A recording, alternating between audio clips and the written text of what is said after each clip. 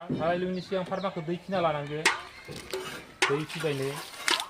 गोरानै होनो नाङा गोरानै होयोबा तक्तायाव मस्लाया सिथाबनानै जितिया तक्ताखौ बोखागोन ना धालाया फायफाजोबगोन तक्तादो होमबानिया धालायनि महरा लेथ्रा जायो बेनि थाखाय दै होना लाग्रोनांगो सोरबाफोर बिगोमाया बे भिडिअखौ नायदोंबा मिस्ट्रिफोरखौ खोन्था जे फार्माखौ गोरानै धालाय लुनो होनाङा दै होखांबाय घला होनोसै घला होनांगो कारन ओइ सिंनि धालायदो दानि गोदान होनाय धालायदो अरनाय बायदि घला होबाय दे मस्ला हरजाबाय दे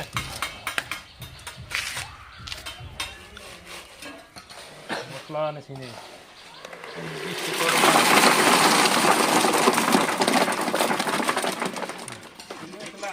दे दे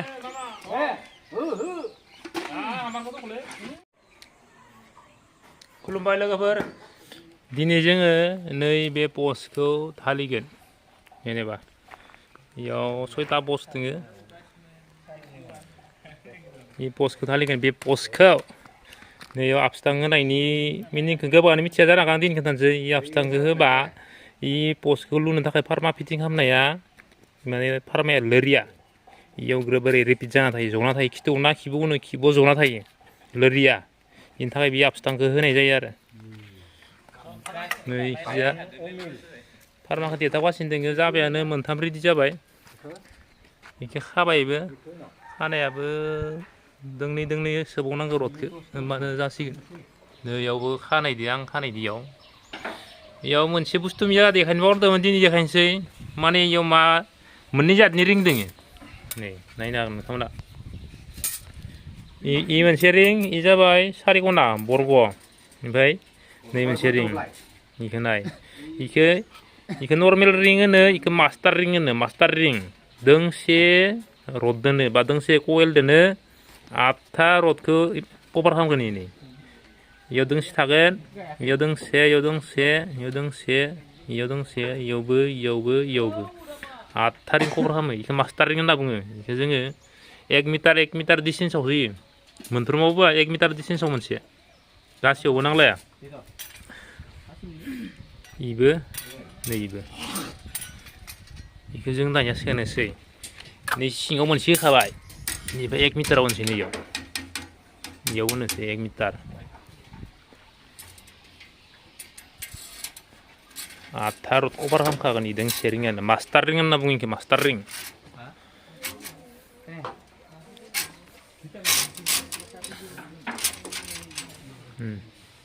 इखौ दानिया खाबानो जाबाय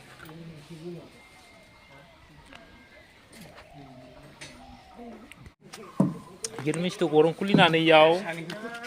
गाथिनियाव लिंटार जि बे लिंटारनि रडखौ इयाव लाखिना गालांखासिगोन जों गिरमिसखौ गरम खुलिनानै सोना गालांसिगोन रडखौ नै जा अन्थाइया जोब्बाय बेखौ हा नांनाय अन्थाइखौनो बिगोमाया जोंखौ सुनो होबाय उपाय गैया आरो सुनांसिगोन बिगोमानि बाथ्रा लायाबाबो जायाना गावनाय अन्थाइ इयो इखौ सुबाय नै इखौ सुगासिनो दोङो जोंना मिस्ट्रिफोरा दांखुरनाव दानि बायदि बेलेग मिस्ट्रिबा हा गोनांखौनो होगौमोन खिन्थु हा गोनांखौ बा धालाया लास्टिं जाया खम दिनावनो माने गावस्रालांगोन आरो बेनि थाखाय सुनायाबो खस्थ' जागौ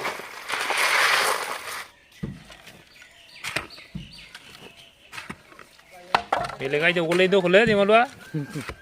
मस्लाया थब नाङो आरो ना इदि खालामबा पस्टनि रड खानायनि भिउखौ बोरै नुयो बागसा फार्मा होनना बुङो 9.5 फुटनि गोलाव बे बसा खालि पस्टैनो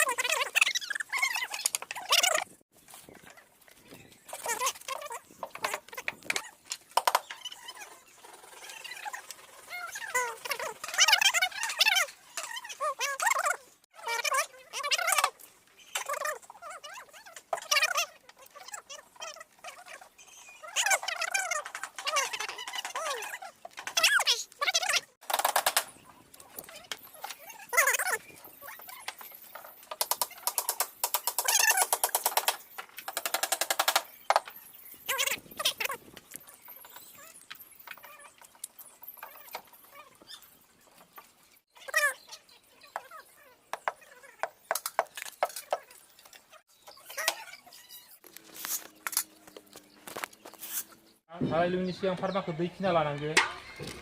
दै फिबायनो गोरानै होनो नाङा गोरानै होयोबा तक्तायाव मस्लाया सिथाबनानै जिथिया तक्ताखौ बोखागोन ना थालाया फायफाजोबगोन तक्तादो होमबानिया थालायनि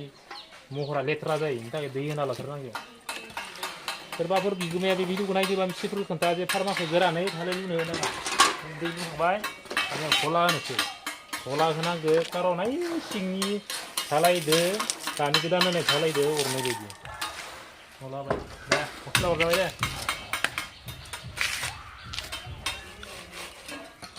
मस्ला होनोसै नै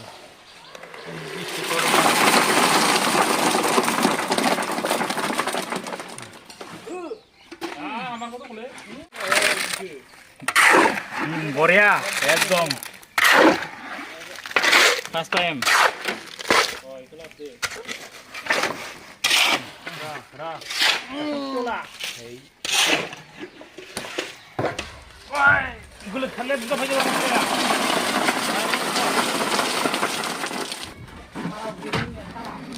थालायखौ जिं जिं गिदिं गिदिं गन्दो थुना होनांगौ जुदि गन्दो थुवाना